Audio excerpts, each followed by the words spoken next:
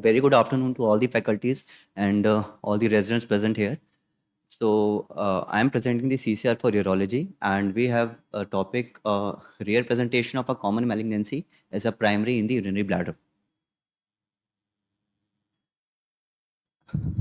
This presentation will be supported by my colleagues from medical oncology, my colleagues from pathology, and my colleagues from radiology also.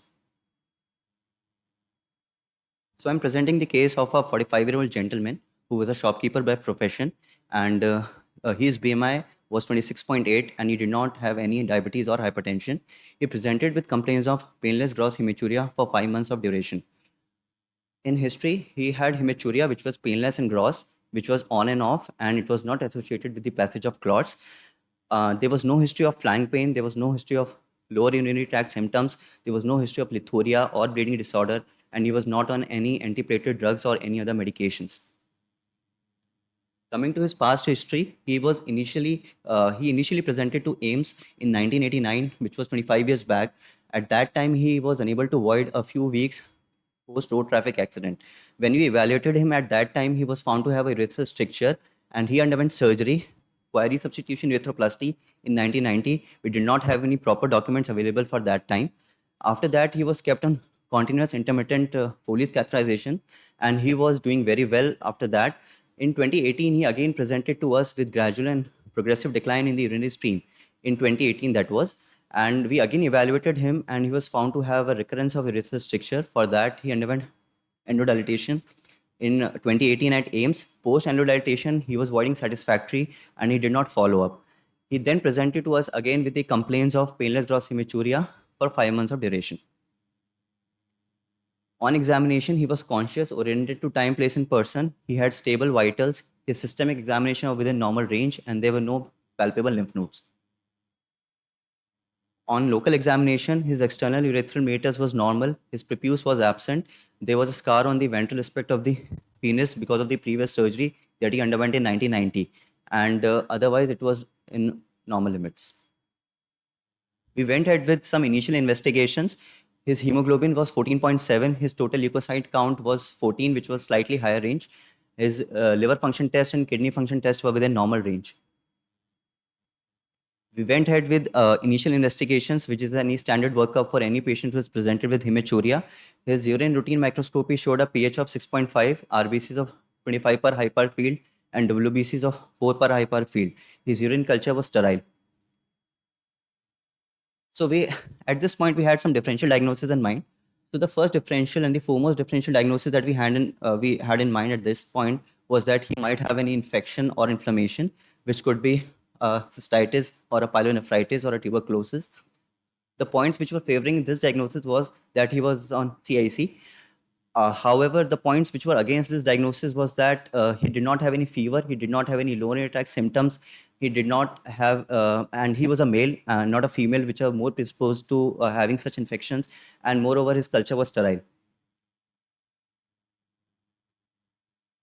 The second diagnosis that we had in mind was of the neoplasm, which could have been a renal cancer or a bladder cancer in the middle-aged man. The points in favor was that, again, he was a middle-aged man and he had painless hematuria, which is a classic presentation of such malignancies. However, the points which were against this was that he was a non-smoker and he did not have any family history of malignancy, and he did not have any lower urinary tract symptoms. The third diagnosis that we had in mind was calculus, which could be a bladder stone or a renal stone. The points again in favor was that it was a middle-aged man and he was on CIC, which predisposes them to have recurrent urinary tract infections, which can cause stone disease. However, the points which were against was that he did not have any history of lithoria, he did not have any history of previous stone surgeries, and there was no flank pain. Then coming to some other uncommon differential diagnoses which were lower down in the list, he could have had benign prostatic enlargement. The points against in favor of this was that he was a male and he had painless gross hematuria. However, the points against was that he did not have any lower urinary tract symptoms. And some very uncommon differentials that we might have in the list is that he could have any congenital or acquired anatomical abnormalities such as a PUJ or a polycystic kidney disease. However, there was no supporting evidence for this. Again, except that he had hematuria. And then comes the last in the list is a medical renal disease such as nephritis. However, he did not have any hypertension, he did not have any azotemia, and his urine routine did not show any dysmorphic cells or proteinuria.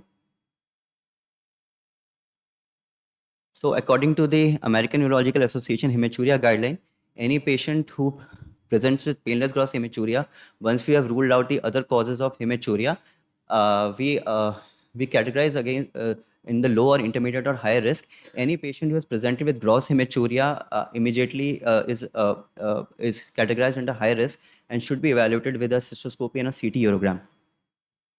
So I would now like to invite my radiology colleague, Dr. Piyush, for discussing the radiological findings of this case. Uh, Good evening, everyone, again. So we went ahead with a CT for this patient. We can see that in the CT sections, this is the bladder in the pelvis, and we can see that there is this is not well distended bladder. So in this section, we can better appreciate the irregular wall thickening, which is present along the right posterolateral wall. The left lateral wall and the anterior wall appears relatively free. Again, on the excretory phase, the wall can be better appreciated against the high density contrast present within the bladder lumen, and the remaining mucosa appeared more or less normal. The similar findings can also be seen along the in the sagittal sections. Yeah, in the sagittal sections, and we can appreciate the wall thickening along the right posterolateral wall. There were no significantly enlarged nodes appreciated, as we can see. For better characterization, MRI was done. We can appreciate that there is irregular wall thickness with a relatively homogeneous signal seen on T2, intermediate signal, against the fluid signal of the urine, which is showing a good diffusion restriction on their DWI map with the DWI high signal images against the ADC map. And also, it was low signal intensity on T1 weighted images. Similar findings again can be noticed on the sagittal sections T2 images. On the contrast enhanced sections, we can see that there is progressive enhancement of the growth seen. And again, there were no appreciable nodes or any obvious extravesical extension noticed. The wall irregularity can be seen, and based on this, the contrast enhancement can be seen involving the muscularis propria. So we went ahead and gave it a VIRADS 4 category, since VIRADS is basically a nomenclature given by the European Association for characterization on multiparametric MRIs. And a 4 was given since we did not find any obvious extravesical extension. Our differentials basically included more of a mitotic than an inflammatory pathology. It's very hard to differentiate between the various mitotic etiologies that we might see in bladder. So again, TCC was the most common and our first possibility. Other possibilities could have been squamous adenolymphomas, and also an inflammatory pathology cannot be ruled out entirely, and cystitis cystica kind of a picture can be overall can have been kept. So, in view of a high possibility of a mitotic etiology, we also gave a VIRADS of 4 with a suggestion of a high likelihood of muscular propria invasion, but no extravesical extension. I'll hand it over back to my colleague.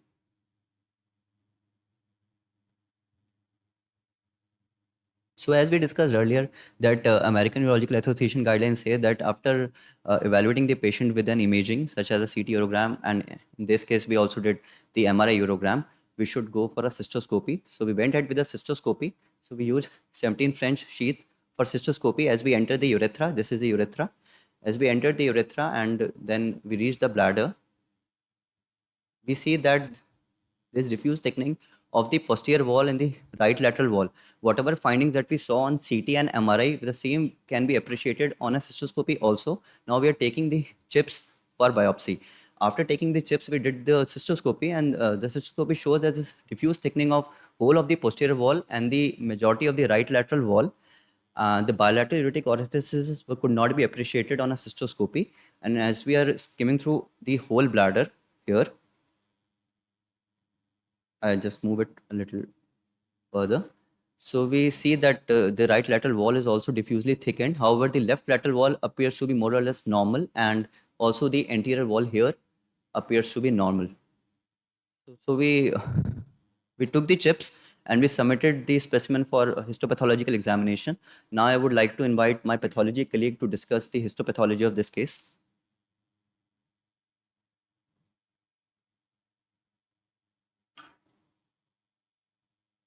Good afternoon, everyone.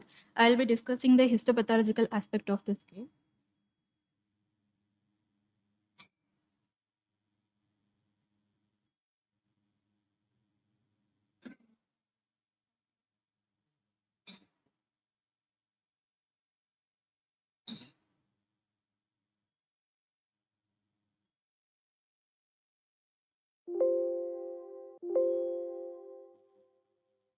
So, as already we know, we received the details provided for us was the 45-year-old male presented with gross hematuria, and patient is a known case of urethral stricture. And we received the specimens of TURBT chips measuring 0.5 into 0.3 into 0.2 centimeter, and also a deep biopsy from right lateral wall measuring 1 into 1 into 0.3 centimeter. So this is the picture of the bladder tissue, which is low power, and you can see there is a urothelial lining, and the lamina propria is diffusely infiltrated by the lymphoid cells. And here we can see there are some follicle formation. Again, this is the high power, which is showing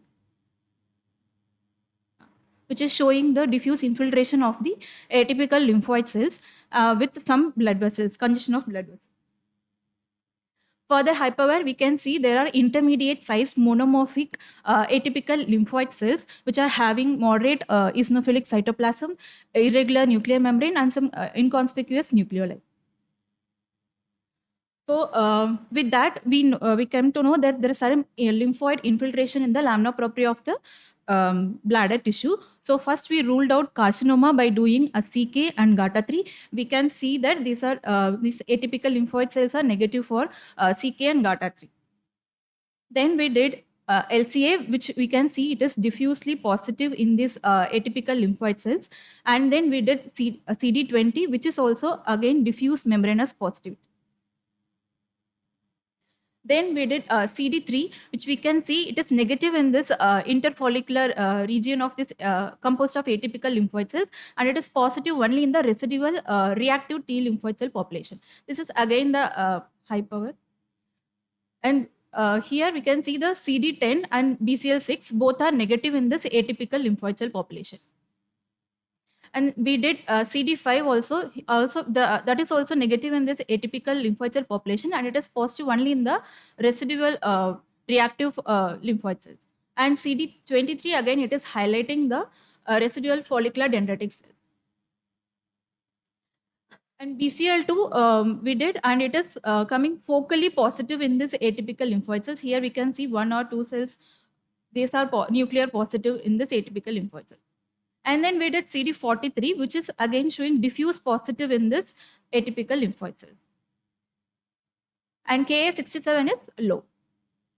So with that, we came to know this is a low-grade non-Hodgkin lymphoma, and these tumor cells are positive for CD20, focally for BCL2 and CD43, and negative for CK, GATA3, CD3, CD10, BCL6, CD5, and CD23, and Ka67 index is low. So with that, the diagnosis will be extranodal marginal zone lymphoma. So we excluded the reactive follicular hyperplasia by doing CD10 BCL6. Both of the were negative in those atypical lymphoid cell population, and also other low-grade non-Hodgkin lymphoma we excluded by doing CD10 BCL6, which is again negative in follicular, negative in those atypical lymphoid cells, which comes usually positive in follicular lymphoma. And we did CD5 to rule out the mantle cell lymphoma, again which are negative in this atypical lymphoid cell. And this patient also had a bone marrow biopsy, which we can see these are looking reactive marrow spaces with trilineage hematopoiesis, and there were no collection of atypical lymphoid cells in the marrow. So with that, we come to the diagnosis of extranodal marginal zone lymphoma, possibly bladder primary.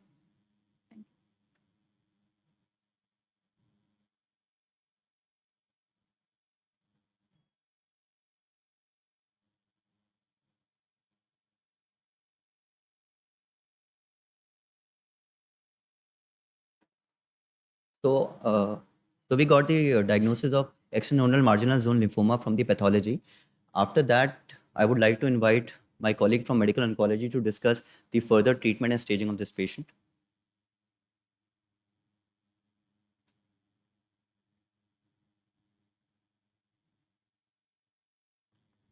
Good afternoon to all.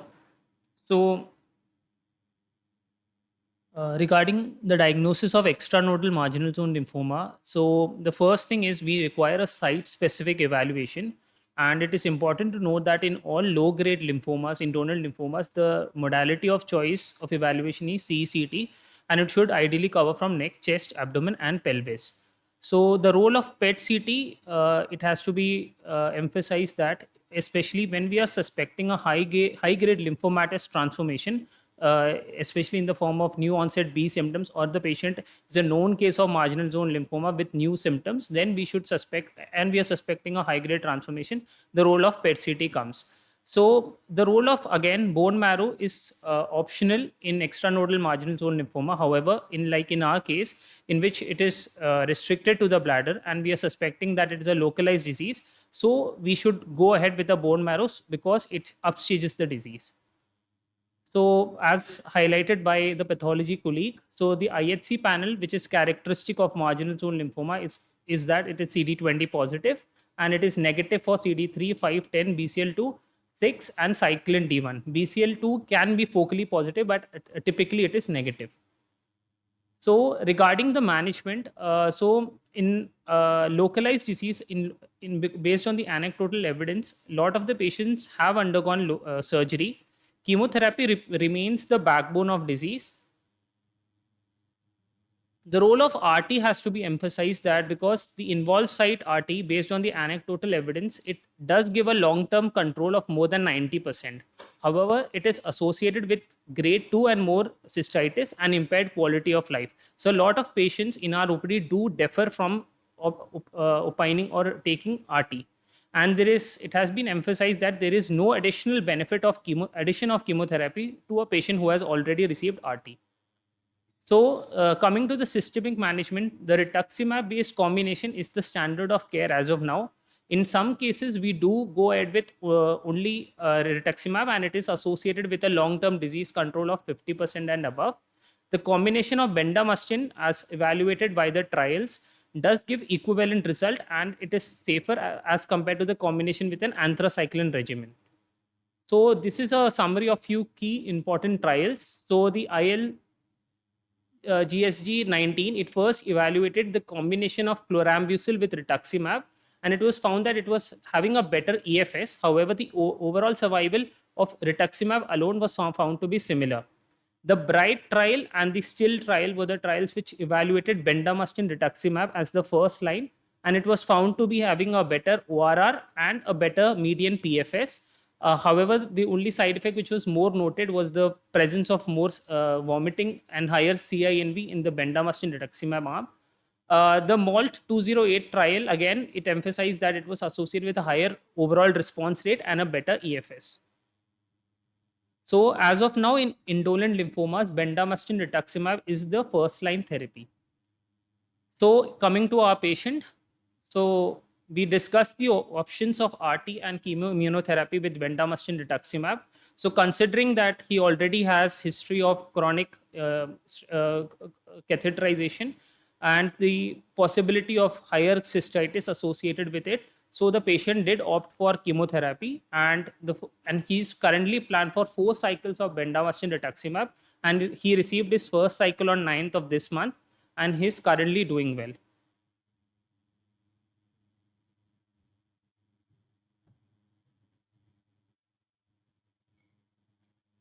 Okay, so now coming to the discussion for primary extranodal marginal zone lymphoma of the bladder.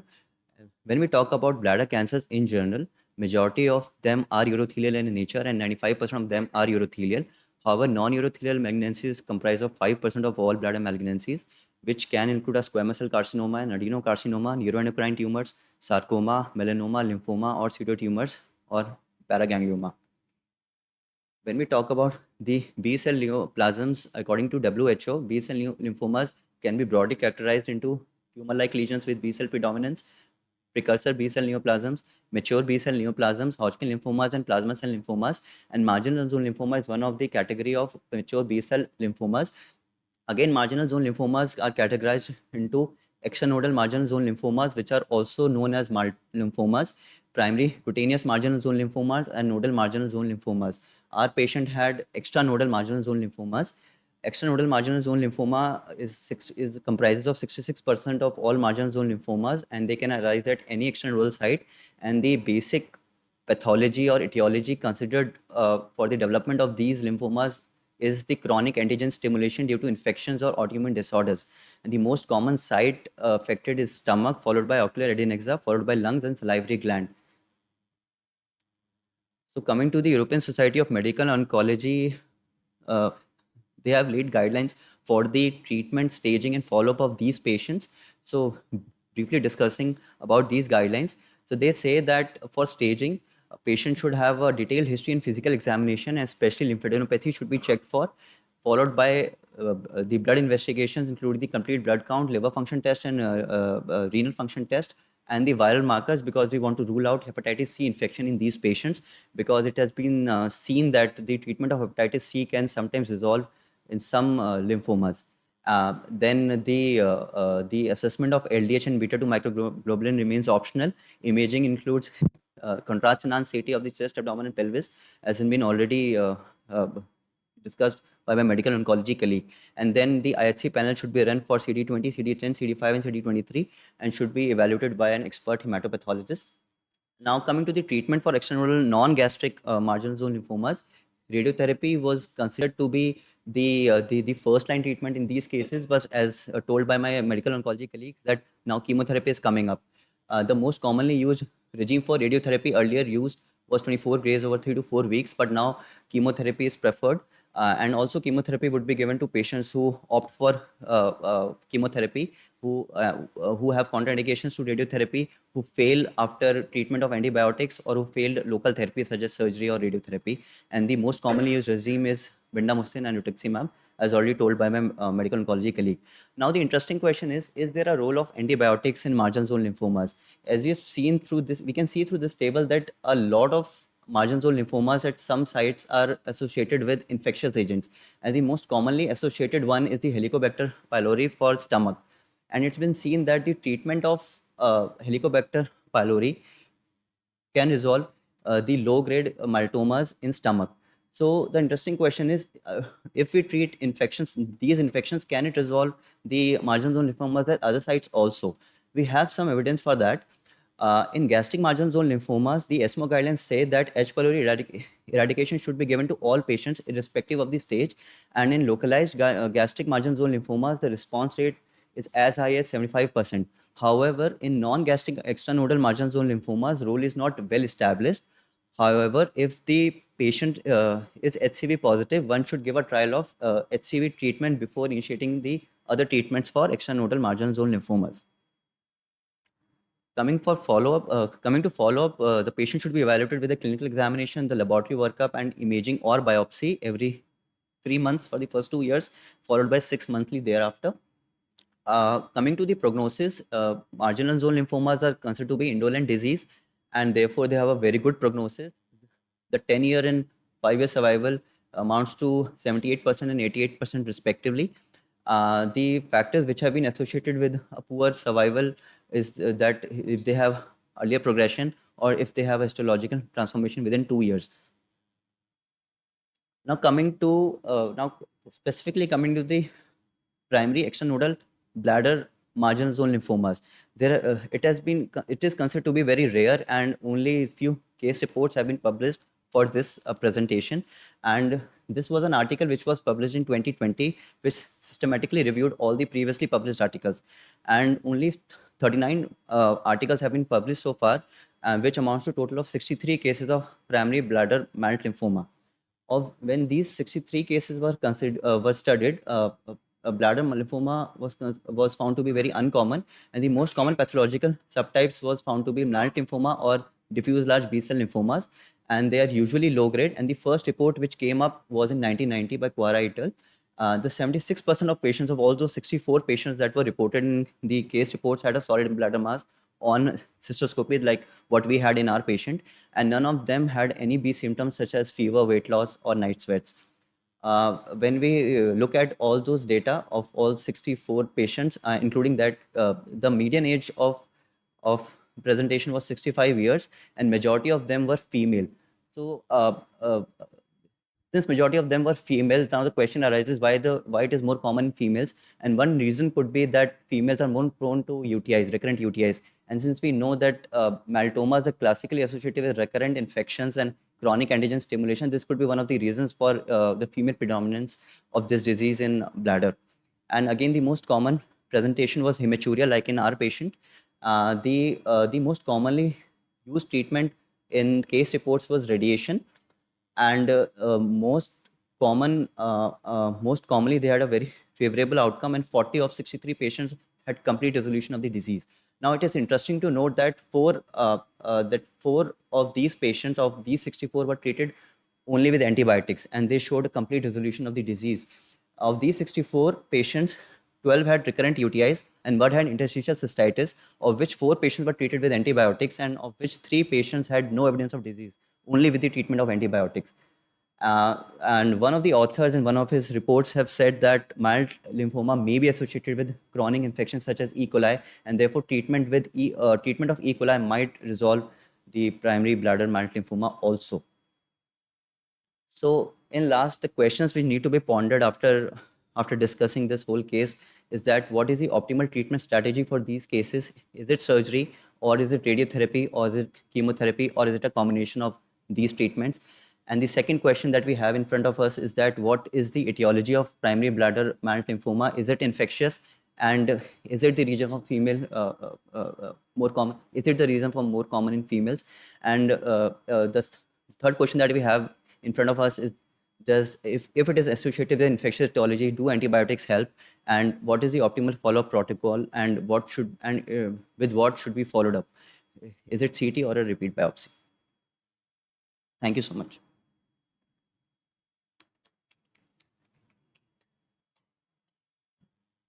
Thank you, Vaibhav, for an excellent presentation and a very good review of literature. I also thank all the previous speakers, and my special thanks to Dr. Seema for actually working hard on coming to this diagnosis. The issue in this in fact, it was a major dilemma. When he was a young boy, he was hardly 20, 21 when he had this road traffic accident and he needed a urethroplasty. The urethroplasty was done outside, and there was a partial failure in the sense that he needed self-dilatation on almost a weekly basis. Rather, sometimes he would do his self-dilatation twice in a week. So for more than 20 years, he was on self-dilatation, and that we know can lead to some kind of a chronic infection. So when he had hematuria, the first thing that came to our mind was that whether he has a chronic infection, maybe related or due to repeated trauma. And as a routine, we got the ultrasonogram done, which showed a significant thickening of one wall of the urinary bladder, which was asymmetric. And in chronic infection, chronic cystitis, the expectation was that there would be uniform thickness of the urinary bladder. Therefore, we decided to go ahead with the CT scan, and you have again seen in the CT scan, it was again an asymmetric, and we still thought it might be cystitis cystica. But when we did the cystoscopy, it was very clear that it is not cystitis cystica. In cystitis cystica, we find fluid-filled, thick, cystic structures. And maybe we can even see the light through some of these cysts. And some of the cysts may be thick-walled, and we may not see the illumination of light through these cysts. But the cystoscopy picture, you have seen the video, it was not suggestive of cystitis cystica. And then we did not know what exactly we are dealing with, and we took multiple biopsies and sent to the Department of Pathology, and you have seen they had to run through a lot of immunohistochemistry, etc., and then they came to the diagnosis of and then again, treatment is again a big issue, because this is what Dr. Weber has brought out very well. For localized maltoma, one can actually do surgery. For a gastric lymphoma, again the treatment is surgery, because in gastric lymphoma, if you treat with chemotherapy or radiotherapy, there may be transmural necrosis and there may be free perforation into the peritoneal cavity. there are no case reports of a radical surgery in bladder cancer, in bladder maltoma. And there are very few case reports. In fact, there are only 63 case reports in the entire literature. So the management was also a big issue.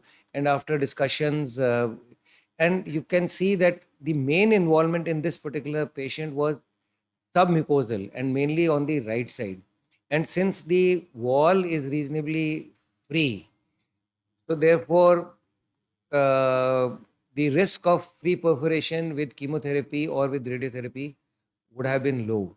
And chemotherapy, it was thought that it would be better because that will provide a more uniform kind of effect on the entire bladder rather than the radiotherapy. Radiotherapy, they would have had to give the entire bladder and the pelvis, and they would have had to focus more on the right side, and there might have been some dose related issues. And but we still don't know what the final fate would be, and only with follow up we'll come to know what exactly is going to happen to this young man. Questions, comments are welcome. Yes, please. Many a time the extranodal lymphomas diagnosed. We had recently one faculty member, I don't want to take the name, are diagnosed as thyroid lymphoma. But when you do the PET scan, you find there are a lot of other nodes which are lighted up. So if you want to say similarly saying it is CNS lymphoma, you have to rule out there is no systemic lymph nodes. That is one of the mandatory requirement. That to say it is organ specific lymphoma, you have to rule out there is no systemic involvement. That's the point. And particularly in MALT lymphoma, they are very low grade lymphoma. They don't take off any FDG. So many a time that is why CCT is recommended many a time. They will not have any contrast enhancement even. So if you find some node abnormally enlarged, you can just take the biopsy and say it is the other side, because multilymphomas or maltomas are mostly chronic inflammation and it can be treated with anti. So if you want to say whether it is give the bendamustine with rituximab combination and only antibiotic, there will be no enough number of study to prove. So whatever you feel it is okay, you give. There is no class 1 evidence, no class 2 evidence, no class 3 evidence, only class 4, that is eminence based evidence. So you can do that. Thank you, Dr. Bal. Just to point, I wanted to say organ specific lymphoma is by excluding the diagnosis, not by. That is certain. Actually, we referred the patient to medical oncology department, and where they did the bone marrow biopsy and they did a CT scan, but they didn't do an FDG PET. So FDG PET would have definitely added value to it. These lymphoma, they will not have bone marrow involvement. Even in Hodgkin's lymphoma, non-Hodgkin's lymphoma, FDG PET scan is a better modality to than doing bone marrow biopsy, because the sampling error will be very eminent. So, I think it would be worth looking at the microbiome of this sample. If we have formalin fixed tissue, it would perhaps still work, or you can try nanostrings and discuss with microbiology, because a number of chronic inflammatory conditions may be related. So it could be E. coli, it could be Proteus, or it could be one of the others. And it might also be worth doing a study once we get results from this on other causes of chronic cystitis which you might get, as to is it the similar organisms and which might be setting it off. Yes, the formalin preserved specimens are there, and the patient is also available for follow up. And I'm sure we can take further fresh biopsies also for getting the microbiome data analyzed. Any other questions and comments, suggestions? Thank you very much.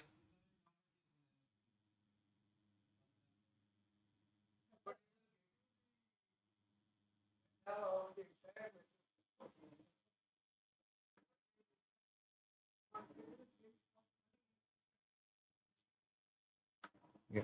Thank you very much. Thank you, everybody.